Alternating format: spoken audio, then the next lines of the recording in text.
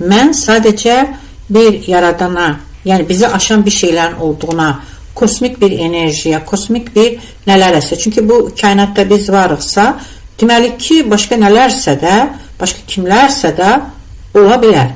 Var və yaxud yoxdur demək, bu bizi bəzən aşar. Çünki biz beynimizlə çox şeylər, yəni insan yaradanı, siz deyirsiniz ki, filan insan, filan peyğəmbər yaradanı belə təsvir edib və düşünürsünüz ki, onun dediyi düzdür.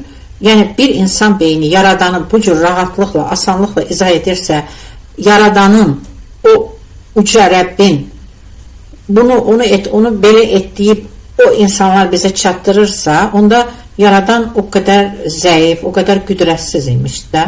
Biz sadəcə hiss edə bilərik. O da bizə qəlbimizə nə qoyub?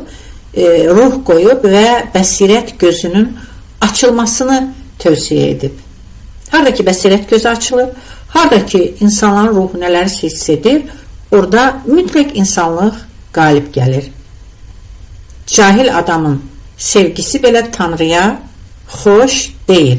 Çünki o insan dərk etmədən kiminsə sözləri ilə inanırsa Allaha, başqa kiminsə sözləri ilə də ondan dönürsə, demək ki, onun inancı, imanı və onun yaşamı, əməlləri də bunu təsdiq etmirsə, onda yenə də kimi aldadırsan, hətta özünü aldatmaq, cəmiyyəti aldatmaq, bir-birinizi aldatmaq kənara qalsın, Tanrını belə aldatmaq istəyirsiniz.